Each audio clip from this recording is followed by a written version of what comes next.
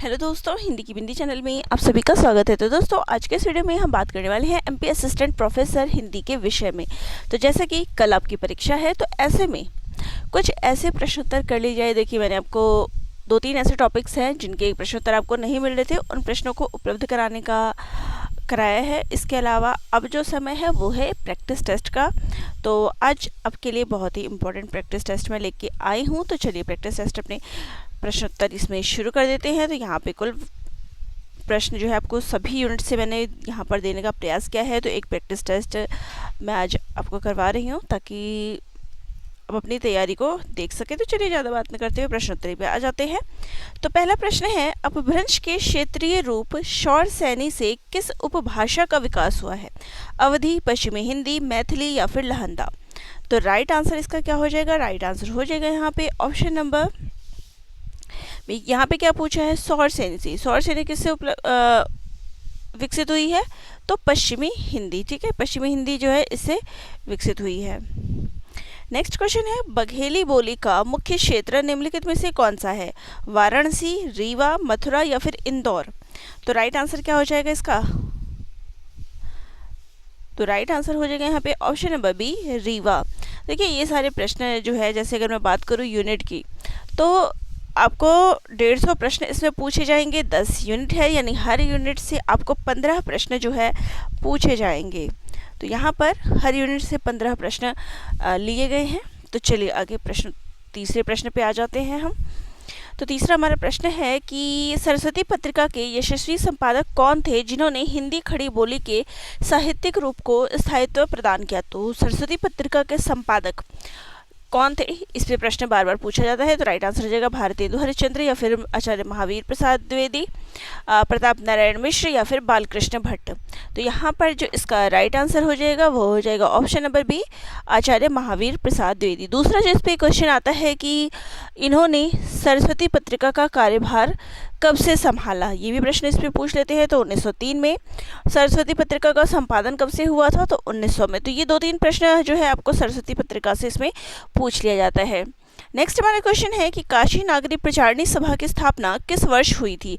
1893, 1900, 1910 या फिर 1885?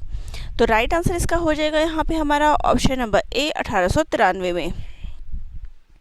तो इसकी स्थापना जो है 16 जुलाई 1893 को 16 जुलाई 1893 को श्याम सुंदर दास, राम नारायण मिश्र और शिव कुमार सिंह द्वारा की गई थी। तो हो सकता है इसके संपादकों के जो स्थापक हैं इसके, उसके विषय में प्रश्न पूछ ले, तो इनके नाम भी आप ज़रूर याद रखें। चलिए नेक्स्ट क्वेश्चन पे आ जाते हैं।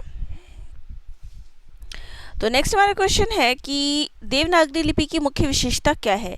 यह एक ध्वन्यात्मक यानी अक्षरात्मक लिपि है, यह बाएं से दाएं नहीं लिखी जाती है, यह केवल व्यंजनों को दर्शाती है या फिर इसमें स्वरों की मात्राएं नहीं होती? तो राइट आंसर क्या हो जाएगा? इसकी मुख्य विशेषता क्या है? तो राइट आंसर यहाँ पे हमारा हो जाएगा कि यह क्या है? अक्षरात्मक लिपि है। ऑप्शन नंबर ए जो है यहाँ पर राइट है, क्योंकि देवनागरी में क्या है, जैसा बोला जाता है वैसा ही लिखा जाता है। ठीक है। नेक्स्ट है, बुंदेली का विकास किस अपभ्रंश से माना जाता है? मागधी, अर्धमागधी, शौरसैनी या फिर ब्राह्मण? तो राइट आंसर क्या हो जाएगा? राइट आंसर हो जाएगा यहाँ पे ऑप्शन नंबर सी, शौरसैनी। ठीक है। नेक्स्ट हमारा क्वेश्चन है, हिंदी को राष्ट्रभाषा के रूप में प्रतिष्ठित करने में स्वतंत्रता आंदोलन के दौरान किस महापुरुष का योगदान अतुलनीय रहा? महात्मा गांधी, लाला लाजपत राय, सुभाष चंद्र बोस या फिर उपरोक्त सभी? तो राइट आंसर हो जाएगा यहाँ पे ऑप्शन नंबर डी, उपरोक्त सभी। ठीक है। इसके अलावा देखिए, इसमें महात्मा गांधी, लाला लाजपत राय, बाल गंगाधर तिलक, सुभाष चंद्र बोस, तो सभी ने जो है हिंदी को राष्ट्र की जो संपर्क भाषा है उसके रूप में फैलाने का प्रयास किया, ताकि जो लोग, आम लोग थे, सभी लोगों तक ये भाषा के माध्यम से अपनी बातों को पहुंचाया जा सके। चलिए नेक्स्ट प्रश्न पे आते हैं। तो अवधी भाषा का प्रथम प्रबंध काव्य किसे माना जाता है? रामचरितमानस, पद्मावत, चंदायन या फिर मृगावती को? तो राइट आंसर यहाँ पर हो जाएगा हमारा ऑप्शन नंबर सी, चंदायन को। इसके लेखक कौन है, इसके बात करें तो चंदायन के जो रचयिता हैं वो है मुल्ला दाऊद। और इसका प्रकाशन वर्ष क्या है, तो 1379 ईस्वी, ठीक है, 9 है ये, 1379 ईस्वी। नेक्स्ट है मालवी बोली किस उपभाषा वर्ग के अंतर्गत आती है, पूर्वी हिंदी, राजस्थानी हिंदी, पहाड़ी हिंदी या फिर बिहारी हिंदी। तो राइट आंसर हो जाएगा यहाँ पे option number B, Rajasthani Hindi. Next है देवनागरी लिपि का विकास किस प्राचीन लिपि से हुआ है, खरोष्टी, ब्राह्मी, शारदा या फिर कुटिल लिपि से। तो राइट आंसर हो जाएगा यहाँ पे हमारा ऑप्शन नंबर बी, ब्राह्मी लिपि से। नेक्स्ट है हिंदी वर्नाकुलर सोसाइटी की स्थापना कहाँ हुई थी, कोलकाता, इलाहाबाद, दिल्ली या फिर वाराणसी। तो राइट आंसर हो जाएगा यहाँ पर हमारा ऑप्शन नंबर ए, कोलकाता में। तो हिंदी भाषा के प्रचार प्रसार के लिए जितनी भी संस्थाएं हैं उनका गठन जो है बात करें तो कोलकाता और काशी में हुआ था, ठीक है। चलिए नेक्स्ट प्रश्न पे आ जाते हैं। तो प्रश्न है ब्रजभाषा का स्वर्ण काल किस भक्ति धारा के साथ जुड़ा है, राम भक्ति धारा, कृष्ण भक्ति धारा, ज्ञान मार्गी धारा या फिर प्रेम मार्गी। तो ब्रजभाषा का अगर हम स्वर्ण काल कहें तो ये किस में आपको दिखता है, तो ये हमें कृष्ण भक्ति काव्य धारा में जो ब्रजभाषा का विकास है स्वर्ण काल जो है इसको कहा जा सकता है। और ब्रजभाषा के कवियों की बात करें तो आप सूरदास याद रखिए कि सूरदास किस समय थे, कृष्ण भक्ति काव्य धारा के थे, उनकी रचनाएं ब्रजभाषा में है, तो इसे भी आप आंसर पॉइंट आउट कर सकते हैं। नेक्स्ट है दक्षिण भारत हिंदी प्रचार सभा का मुख्यालय कहाँ स्थित है, हैदराबाद, ये थोड़ा मिस्टेक हो गया, चेन्नई, बेंगलुरु या फिर कोच्चि। तो राइट आंसर हो जाएगा यहाँ पे ऑप्शन नंबर बी, चेन्नई में। नेक्स्ट है राष्ट्रभाषा प्रचार समिति वर्धा की स्थापना किस वर्ष हुई थी, 1936, 1920, 1942 या फिर 1950। तो राइट आंसर हो जाएगा यहाँ पे हमारा ऑप्शन नंबर ए, 1936 में। महात्मा गांधी की प्रेरणा से इसकी स्थापना हुई थी। चलिए नेक्स्ट क्वेश्चन पे आ जाते हैं। नेक्स्ट हमारा क्वेश्चन है खड़ी बोली हिंदी का पहला महाकाव्य किसे माना जाता है, साकेत, प्रिय प्रवास, कामायनी या फिर लोकायतन को। तो राइट आंसर हो जाएगा यहाँ पे हमारा ऑप्शन नंबर बी, प्रिय प्रवास को। इसके लेखक कौन है, यह कवि कौन है, तो प्रिय प्रवास के जो लेखक है वो है अयोध्या सिंह उपाध्याय हरिऔध। इसकी प्रकाशन वर्ष क्या है, तो इसका प्रकाशन वर्ष है 1914 ईस्वी, ठीक है। चलिए नेक्स्ट क्वेश्चन है भारतीय संविधान के किस अनुच्छेद में संघ की राजभाषा हिंदी और लिपि देवनागरी होने का उल्लेख है, अनुच्छेद 343(1), अनुच्छेद 351, अनुच्छेद 348 या फिर अनुच्छेद 350। तो राइट आंसर हो जाएगा यहाँ पे ऑप्शन नंबर ए, अनुच्छेद 343(1), ठीक है। नेक्स्ट क्वेश्चन है, यहाँ पर इकाई 2 से प्रश्न आ जाते हैं। तो प्रश्न हमारा है भारतीय संविधान के अनुच्छेद 351 में क्या प्रावधान है। तो अनुच्छेद 351 क्या कहता है, उच्चतम न्यायालय की भाषा, हिंदी भाषा विकास के लिए निर्देश, राजभाषा आयोग का गठन या फिर प्राथमिक स्तर पर मातृभाषा में शिक्षा। तो राइट आंसर हो जाएगा यहाँ पे हमारा ऑप्शन नंबर बी, हिंदी भाषा के विकास के लिए इसमें निर्देश दिए गए हैं। अनुच्छेद 351 हमें ये बताता है। नेक्स्ट है मानक हिंदी का आधार कौन सी बोली है, ब्रजभाषा, अवधी, खड़ी बोली या फिर मैथिली। तो मानक हिंदी का जो आधार है ये खड़ी बोली है। नेक्स्ट है प्रथम राजभाषा आयोग का गठन किसकी अध्यक्षता में 1955 में किया गया था, बीजी खेर, सुनीति कुमार चटर्जी, जीवी पंत या फिर काका कालेलकर। तो राइट आंसर हो जाएगा यहाँ पे हमारा ऑप्शन नंबर ए, बीजी खेर। तो राजभाषा आयोग का जो गठन है ये बीजी खेर के द्वारा किया गया था।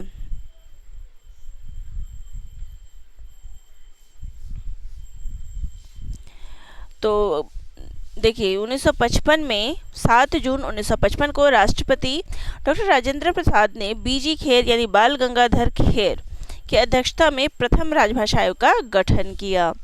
नेक्स्ट हमारा प्रश्न है संवैधानिक रूप से भारत की 8वीं अनुसूची में कुल कितनी भाषाएं शामिल है, 18, 22, 14 या फिर 25। तो राइट आंसर है यहाँ पे हमारा ऑप्शन नंबर बी, 22 भाषाएं।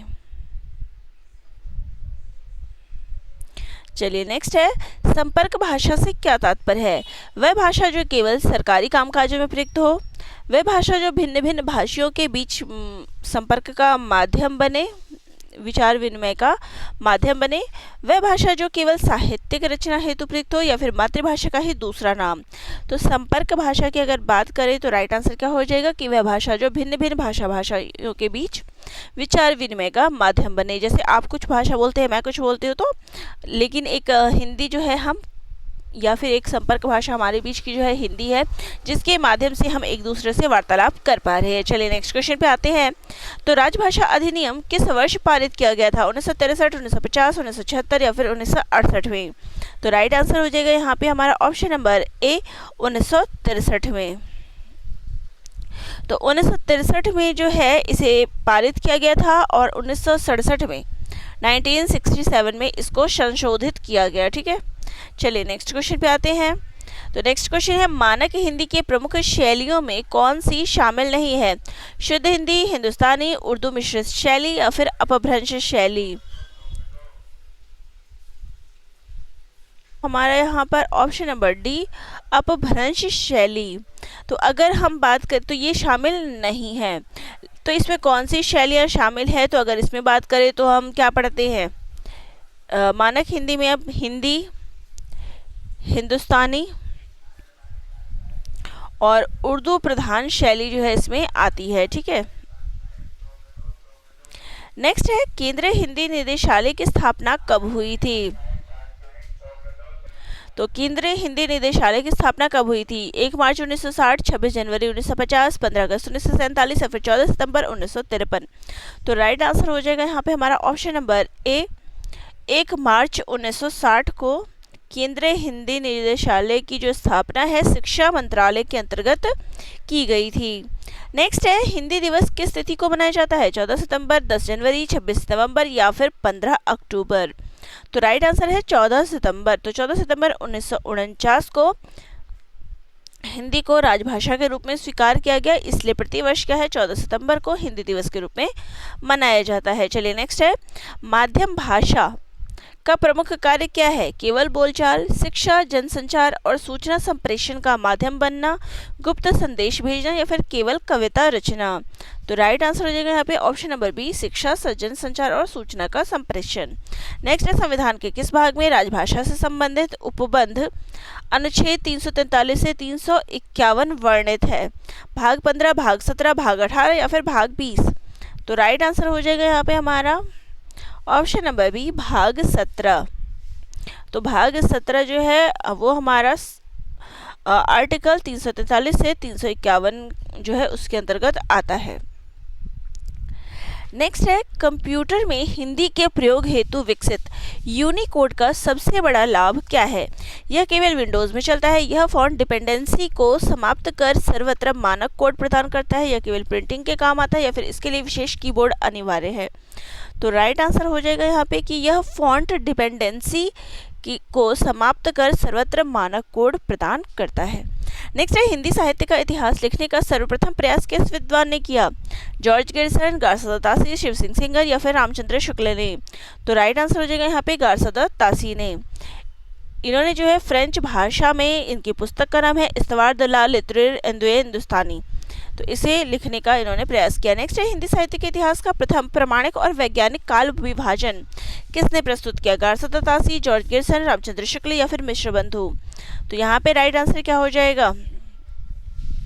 तो देखिए, गिरसन ने जो है पहला काल विभाजन किया था, परंतु जो यहाँ पे हम सर्वमान्य की बात कह रहे हैं, तो सर्वमान्य किसका माना जाता है? तो आचार्य रामचंद्र शुक्ल का। उन्होंने हिंदी साहित्य का इतिहास में इसको प्रस्तुत किया है और हिंदी साहित्य का इतिहास जो है कब लिखा गया था? तो 1929 में। ठीक है, चलिए नेक्स्ट क्वेश्चन पे आ जाते हैं।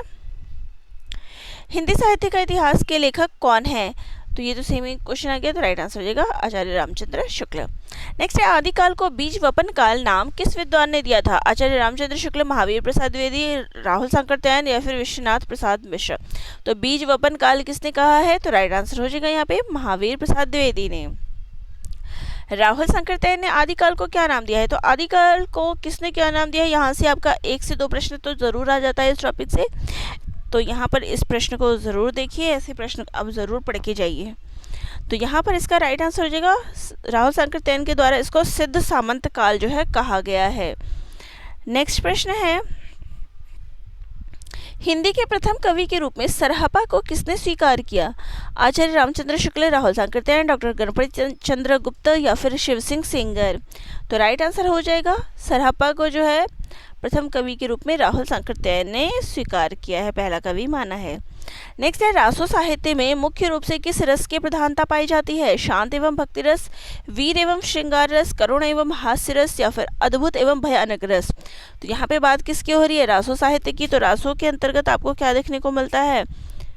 रासो से आप याद रखिए, अगर आपको बाकी कुछ ना पता हो तो पृथ्वीराज रासो। पृथ्वीराज रासो में क्या है? आपको वीर एवं श्रृंगार रस जो है देखने को मिलता है।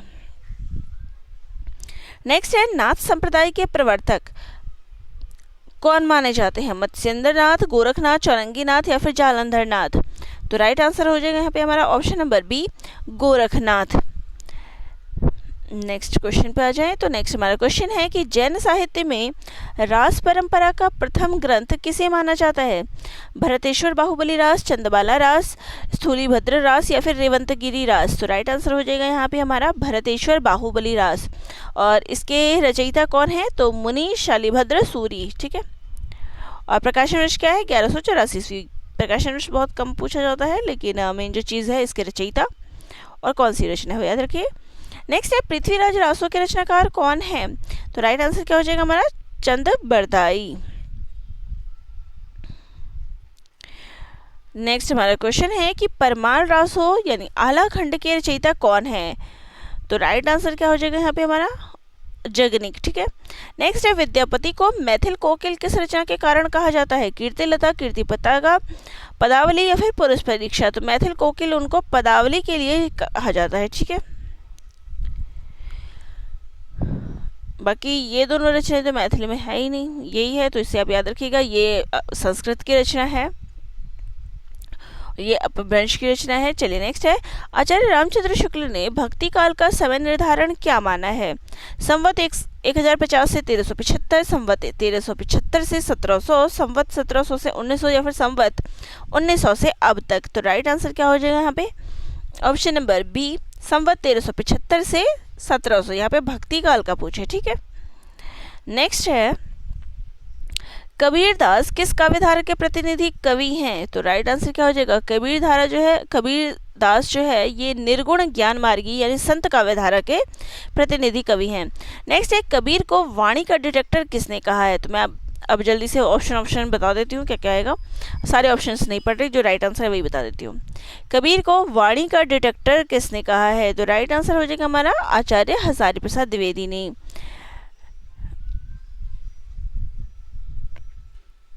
नेक्स्ट है, सूफी प्रेमाख्यान परंपरा के सर्वश्रेष्ठ ग्रंथ पद्मावत के रचयिता कौन है? तो पद्मावत के रचयिता कौन है? तो मलिक मोहम्मद जायसी। नेक्स्ट है, मधुमालती की रचना किसने की है? तो मधुमालती के रचयिता कौन है? तो मंझन जो है मधुमालती के रचयिता हैं। ये सूफी काव्य है। नेक्स्ट है, मृगावती के रचयिता कौन है? तो मृगावती की रचना किसने की है? कुतुबन ने। ठीक है। तुलसीदास जी ने रामचरितमानस की रचना किस भाषा में की है? तो राइट आंसर क्या है? अवधी। नेक्स्ट है, सूरदास किस संप्रदाय में दीक्षित थे और वल्लभ संप्रदाय के अष्टछाप के प्रमुख कवि थे? तो सूरदास जी जो थे वो किस संप्रदाय के थे? तो राइट आंसर है पुष्टि मार्गी यानी वल्लभ संप्रदाय से ये दीक्षित थे। नेक्स्ट है, अष्टछाप की स्थापना 1565 में किसने की थी? तो अष्टछाप की संस्थापक कौन थे? तो राइट आंसर हो जाएगा विठलनाथ। ठीक है, वल्लभाचार्य जी के पुत्र विठलनाथ। नेक्स्ट है, सूरदास के भ्रमर गीत का मुख्य दार्शनिक विषय क्या है? ज्ञान पर भक्ति और निर्गुण पर सगुण की विजय, कर्मयोग की श्रेष्ठता, अद्वैतवाद का खंडन, हिंसा का विरोध? तो राइट आंसर हो जाएगा यहाँ पे हमारा ज्ञान पर भक्ति और निर्गुण पर सगुण की विजय। नेक्स्ट है, रामचरितमानस के उत्तरकांड में मुख्य रूप से किसका वर्णन प्राप्त होता है? लंका युद्ध, रामराज्य वर्णन एवं काकभूषुंडी गरुड़ संवाद, धनुष भंग या फिर सीता हरण? तो राइट आंसर है उत्तरकांड में क्या मिलता है? रामराज्य वर्णन और काकभूषुंडी एवं गरुड़ संवाद। नेक्स्ट है, साखी शब्द का तत्सम रूप क्या है? तो राइट आंसर क्या हो जाएगा इसका? सखी, साक्षी, शिक्षा या फिर शाखा? तो राइट आंसर है साक्षी, यानी प्रत्यक्ष ज्ञान। ठीक है। तुलसीदास की किस कृति में नवधा भक्ति का उपदेश सबरी को दिया गया है? बालकांड, अरण्यकांड, सुंदरकांड या फिर अयोध्याकांड? तो राइट आंसर हो जाएगा यहाँ पे अरण्यकांड। नेक्स्ट है, रामचरितमानस के सुंदरकांड में विभीषण को श्री राम की शरण में जाने पर क्या प्राप्त होता है? अभयदान एवं राम कृपा, लंका का राज्य तुरंत, दंड या फिर अदृश्य होने की शक्ति? तो राइट आंसर हो जाएगा यहाँ पे ऑप्शन नंबर ए, अभयदान एवं राम की कृपा।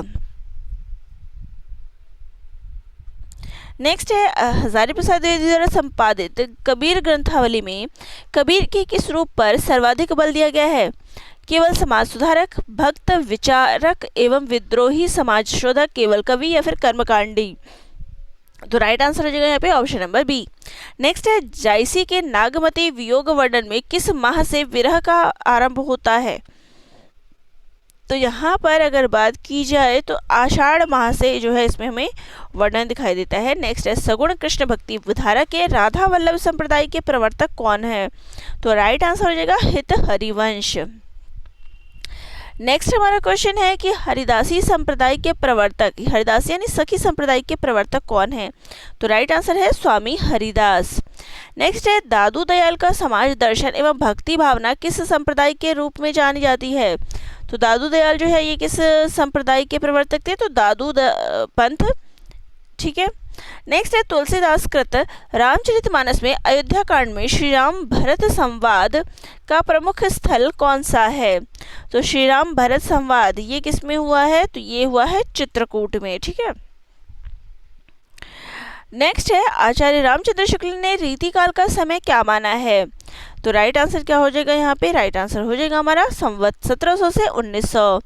नेक्स्ट है, रीति शब्द का काव्यंग्य अर्थ आचार्य शुक्ल एवं संस्कृत आचार्यों के अनुसार क्या है? तो रीति शब्द का क्या अर्थ है? तो राइट आंसर है काव्य रचना की विशिष्ट पद्धति, लक्षण, ग्रंथ, परंपरा। विशिष्ट पद रचना रीति। नेक्स्ट, निम्नलिखित में से कौन सा कवि रीतिबद्ध काव्य धारा का नहीं है? तो यहाँ पे बात किसकी हो रही है? रीतिबद्ध की। तो हमारे ऑप्शन देखिए यहाँ पे केशवदास, चिंतामणि, पद्माकर, घनानंद। तो घनानंद जो है ये रीतिबद्ध नहीं है, रीति मुक्त है। नेक्स्ट है, बिहारी लाल किस काव्य धारा के सर्वश्रेष्ठ कवि माने जाते हैं? तो बिहारी लाल जो है ये रीति सिद्ध कवि में आते हैं। नेक्स्ट है, घनानंद, बोधा, ठाकुर और आलम किस काव्य धारा के प्रमुख कवि हैं? तो यहाँ पे बात करें तो रीति मुक्त कवि। नेक्स्ट है, रीति काल में वीर रस की ओजस्वी कविता करने वाले प्रमुख राष्ट्रीय चेतना के कवि कौन है? तो वीर रस की बात हो रही है, तो राइट आंसर हो जाएगा भूषण। इन्होंने जो है छत्रपति शिवाजी और छत्रसाल की वीरता का गुणगान जो है किया है। नेक्स्ट है, रामचंद्रिका के रचयिता कौन है जिन्हें कठिन काव्य का प्रेत कहा जाता है? तो राइट आंसर है केशवदास। नेक्स्ट है, बिहारी सतसई पर जगन्नाथ दास रत्नाकर द्वारा लिखी गई प्रसिद्ध टीका का नाम क्या है? तो राइट आंसर क्या हो जाएगा? इन्होंने जो है बिहारी रत्नाकर लिखा था 1921 ईस्वी में। ठीक है। नेक्स्ट है, घनानंद किस मुगल सम्राट के दरबार में मीर मुंशी थे? तो राइट आंसर हो जाएगा मोहम्मद शाह रंगीले के दरबार में। ठीक है। तो एक एक प्रश्न देख सकते हैं कि आपके लिए है कितना इंपॉर्टेंट है। चलिए नेक्स्ट क्वेश्चन है, भूषण की प्रमुख रचनाओं में कौन शामिल नहीं है? शिवराज भूषण, छत्रसाल दशक, शिवावली, सुजान हित। तो सुजान हित जो है इनकी रचना नहीं है। सुजान हित किसकी रचना है? तो घनानंद की रचना है। नेक्स्ट है, केशवदास को रीतिकाल का प्रवर्तक किसने स्वीकार किया? तो राइट आंसर है डॉक्टर नगेंद्र एवं विश्वनाथ प्रसाद मिश्र ने।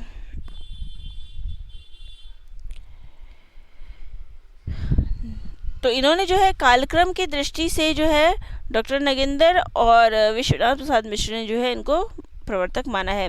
जबकि शुक्ल जी की बात करें तो शुक्ल जी ने जो है चिंतामणि को माना है। ठीक है। चलिए नेक्स्ट क्वेश्चन पे आ जाए। पद्माकर की प्रसिद्ध रचना जगत विनोद किस विषय पर आधारित लक्षण ग्रंथ है? तो राइट आंसर क्या हो जाएगा यहाँ पे हमारा कि ये रस निरूपण ग्रंथ है। नेक्स्ट है, सेनापति किस ऋतु वर्णन के लिए रीतिकाल में विशेष प्रसिद्ध है? तो राइट आंसर है यहाँ पे षट ऋतु, यानी विशेष रूप से अगर बात करें तो वसंत एवं ग्रीष्म ऋतु के लिए प्रसिद्ध है। नेक्स्ट है घनानंद के प्रेयसी का क्या नाम था जिसकी स्मृति में उन्होंने अधिकांश काव्य रचना की है? तो घनानंद के प्रेयसी का नाम क्या था? सुजान। नेक्स्ट है अंगद रावण संवाद केशवदास की किस रचना का प्रसिद्ध प्रसंग है? तो आपको ये पढ़ना है अंगद रावण संवाद। तो ये किसके अंतर्गत आता है? तो ये रामचंद्रिका के अंतर्गत है, ठीक है। नेक्स्ट है हिंदी साहित्य में आधुनिक काल का जनक किसे माना जाता है? तो राइट आंसर हो जाएगा यहाँ पे भारतेंदु हरिश्चंद्र को। नेक्स्ट है द्विवेदी युग का नामकरण किस साहित्यकार के नाम पर हुआ है? तो राइट आंसर हो जाएगा यहाँ पे आचार्य महावीर प्रसाद द्विवेदी। नेक्स्ट है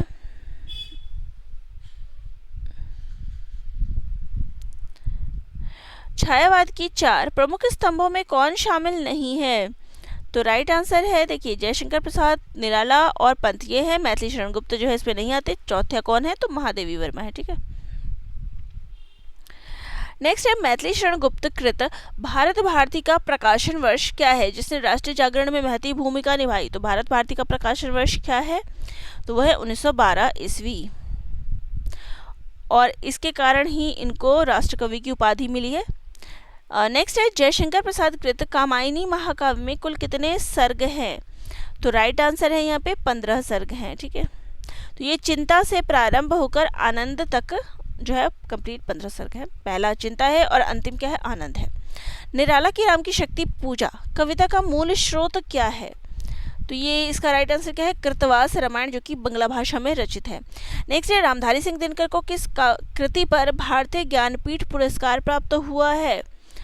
तो यहाँ पे राइट आंसर क्या हो जाएगा? दिनकर जी को जो है उर्वशी के लिए ज्ञानपीठ पुरस्कार मिला था। कब? 1972 में। नेक्स्ट है तार सप्तक का प्रकाशन अज्ञेय के संपादकत्व में किस वर्ष हुआ था? तार सप्तक का संपादन कब हुआ है? तो राइट आंसर है ऑप्शन नंबर ए 1943 में। असाध्य वीणा अज्ञेय के किस कविता संग्रह में संकलित लंबी कविता है? तो असाध्य वीणा किस में संकलित है? तो आंगन के पार द्वार में। नेक्स्ट है गजल संग्रह साये में धूप के प्रसिद्ध रचनाकार कौन है? तो राइट आंसर क्या है? दुष्यंत कुमार। नेक्स्ट है तो इनको जो है हिंदी गजल का प्रवर्तक जो है माना जाता है। नेक्स्ट है अकाल और उसके बाद तथा बादल को घिरते देखा है किसकी प्रसिद्ध कविताएं हैं? तो राइट आंसर क्या हो जाएगा? नागार्जुन की। नेक्स्ट क्वेश्चन ले लेते हैं। तो नेक्स्ट क्वेश्चन है आत्मजयी के रचयिता कौन है जो कठोपनिषद के नचिकेता प्रसंग पर आधारित है? तो राइट आंसर है यहाँ पे कुंवर नारायण। नेक्स्ट है फूल नहीं रंग बोलते हैं काव्य संग्रह के रचयिता कौन है? तो राइट आंसर क्या हो जाएगा यहाँ पे हमारा? केदारनाथ अग्रवाल। नेक्स्ट है निराला की जागो फिर एक बार कविता में किस भाव की प्रधानता है? तो राष्ट्रीय जागरण एवं ओजगुण। नेक्स्ट क्वेश्चन पे आते हैं। तो नेक्स्ट हमारा क्वेश्चन है दिनकर कृत परशुराम की प्रतीक्षा किस पृष्ठभूमि पर लिखी गई रचना है? तो राइट आंसर क्या हो जाएगा यहाँ पे हमारा? 1962 का भारत और चीन का युद्ध, इस पर आधारित ये कविता है, क्योंकि इसमें क्या है भारत को पराजय मिली थी और जो तत्कालीन राजनीतिक परिस्थितियाँ थी वो किस प्रकार से शिथिल थी, इस सभी पर आधारित ये कविता है। इन सभी की स्थितियों को देखकर ये कविता जो है लिखी है, ठीक है, दिनकर जी ने। नेक्स्ट है कामायनी का ईड़ा सर्ग किसका प्रतीक? कामायनी का ईड़ा सर्ग किसका प्रतीक है? तो ईड़ा जो है किसका प्रतीक है? बुद्धि का, ठीक है। नेक्स्ट है साकेत का नवम सर्ग मुख्य रूप से किसके विरह का वर्णन पर केंद्रित है? तो साकेत जो है किसके? उर्मिला के। नेक्स्ट है नई कविता आंदोलन के प्रमुख प्रवर्तक कौन थे जिन्होंने नई कविता पत्रिका का संपादन 1954 में किया था? तो राइट आंसर है यहाँ पे हमारा ऑप्शन नंबर ए जगदीश गुप्त। नेक्स्ट है तार सप्तक के कवियों को राहों के अन्वेषी किसने कहा था? तो राइट आंसर है यहाँ पे हमारा अज्ञेय जी ने इनको राहों का अन्वेषी कहा है। नेक्स्ट है नागार्जुन की की कालिदास सच बतलाना कविता में किसके रोने पर कालिदास से प्रश्न पूछा गया है? तो राइट आंसर क्या हो जाएगा यहाँ पे? ऑप्शन नंबर ए, इंदुमती के शोक में अज के रोने का, कालिदास सच सच बताना, इंदुमती के मृत्यु शोक पे तुम रोए या अज रोया था।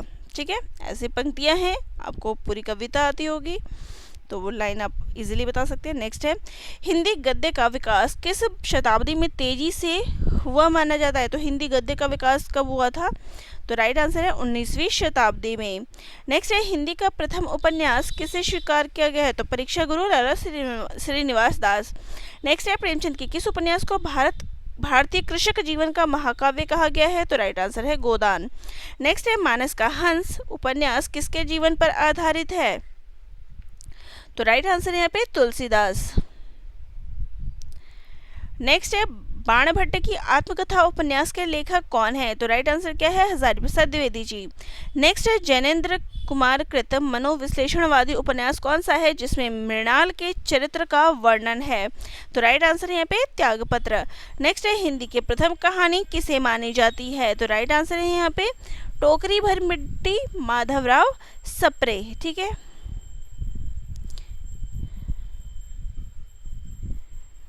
चलिए नेक्स्ट है, उसने कहा था, देखिए ये आधुनिक स्रोतों के अनुसार इसको कहा गया। नेक्स्ट है, उसने कहा था कहानी के मुख्य पात्र लहना सिंह का त्याग किस युद्ध की पृष्ठभूमि पर आधारित है? तो इसमें किस युद्ध भूमि का दिखाया गया है? तो प्रथम विश्व युद्ध की पृष्ठभूमि पर यह आधारित है। नेक्स्ट है, आंचलिक कहानी तीसरी कसम उर्फ मारे गए गुलफाम के लेखक कौन है? तो राइट आंसर है यहाँ पे फणीश्वरनाथ रेणु। नेक्स्ट है, परिंदे कहानी संग्रह से नई कहानी की शुरुआत किसने मानी है? तो ये आचार्य नामवर सिंह के अनुसार जो है परिंदे कहानी की शुरुआत किसने मानी है? तो राइट आंसर है निर्मल वर्मा ने। ठीक है, निर्मल वर्मा से जो है हम कह सकते हैं परिंदे कहानी किसकी रचना है? निर्मल वर्मा। ये किसने माना है? नामवर सिंह ने। कोसी का घटवार कहानी के लेखक कौन है जिसमें गुसाई और लक्ष्मा का अतीत जुड़ा है? तो कोसी का घटवारी किसकी रचना है? शेखर जोशी की। नेक्स्ट है, गदल कहानी के रचयिता कौन है? तो गदल कहानी का रचयिता कौन है? रांगे राघव। नेक्स्ट है, वापसी कहानी में गजाधर बाबू के सेवानिवृत्त होकर घर लौटने पर पारिवारिक उपेक्षा की कथा है, जिसकी लेखिका है? तो वापसी कहानी के लेखिका कौन है? उषा प्रियमवदा। नेक्स्ट है, खोई हुई दिशाएं कहानी के लेखक कौन है जो महानगर की अजनबीपन और अकेलेपन की त्रासदी दिखाती है? तो राइट आंसर हो जाएगा यहाँ पे हमारा कमलेश्वर। नेक्स्ट है, अंधेर नगरी नाटककार कौन है? तो अंधेर नगरी प्रहसन के नाटककार कौन है? तो राइट आंसर हो जाएगा भारतेंदु हरिश्चंद्र। नेक्स्ट है, जयशंकर प्रसाद कृत चंद्रगुप्त नाटक की प्रमुख महिला पात्र कौन है जो अरुण यह मधुमेह देश हमारा गीत गाती है? तो राइट आंसर है यहाँ पे कार्नेलिया। और कार्नेलिया के पिता का नाम क्या है? तो सेल्यूकस। तो सिकंदर के सेनापति सेल्यूकस की पुत्री कार्नेलिया जो है ये गीत गाती है और इसकी प्रमुख महिला पात्र है। नेक्स्ट है, लहरों के राजहंस नाटक के नाटककार कौन है जो नंद और सुंदरी के द्वंद्व पर आधारित है? तो यहाँ आपको विषय भी पता चल रहे हैं। तो राइट आंसर हो जाएगा यहाँ पे मोहन राकेश। नेक्स्ट है, अंधा युग किस प्रकार का काव्य है और इसके लेखक कौन है? तो अंधा युग जो है ये गीति नाट्य है और धर्मवीर भारती इसके लेखक हैं। नेक्स्ट है, कोणार्क नाटक के रचनाकार कौन है? तो राइट आंसर है यहाँ पे जगदीश चंद्र माथुर। नेक्स्ट है, मेरे राम का मुकुट भीग रहा है प्रसिद्ध निबंध के निबंधकार कौन है? तो राइट आंसर है विद्यानिवास मिश्र। नेक्स्ट है, आचार्य भरत मुनि ने अपने नाट्य शास्त्र में रसों की संख्या कितनी मानी है? तो राइट आंसर है यहाँ पे 8। तो इसमें उन्होंने शांत रस को नाट्य में स्वीकार नहीं किया है, तो इन्होंने 8 रसों का उल्लेख किया है। नेक्स्ट है, रस निष्पत्ति के संबंध में साधारणीकरण का सिद्धांत सर्वप्रथम किस आचार्य ने प्रस्तुत किया था? तो राइट आंसर है यहाँ पे भट्टनायक ने। नेक्स्ट है, रस निष्पत्ति का सूत्र विभाव अनुभाव व्यभिचारी संयोग निष्पत्ति किस आचार्य का है? तो राइट आंसर है यहाँ पे भरत मुनि का। नेक्स्ट है भारतीय काव्य शास्त्र में अलंकार संप्रदाय के प्रवर्तक आचार्य कौन माने जाते हैं? तो राइट आंसर है भामह। नेक्स्ट है ध्वनि संप्रदाय के प्रवर्तक आचार्य कौन है जिन्होंने ध्वन्यालोक ग्रंथ लिखा? तो राइट आंसर है यहाँ पे आनंदवर्धन। नेक्स्ट है रीति को काव्य की आत्मा, रीति आत्मा काव्य शिष्य किसने घोषित किया? तो राइट आंसर है यहाँ पे हमारा आचार्य वामन।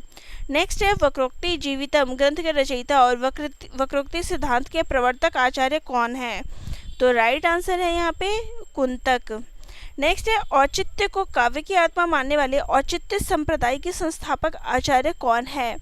तो राइट आंसर है यहाँ पे हमारा ऑप्शन नंबर ए क्षेमेंद्र।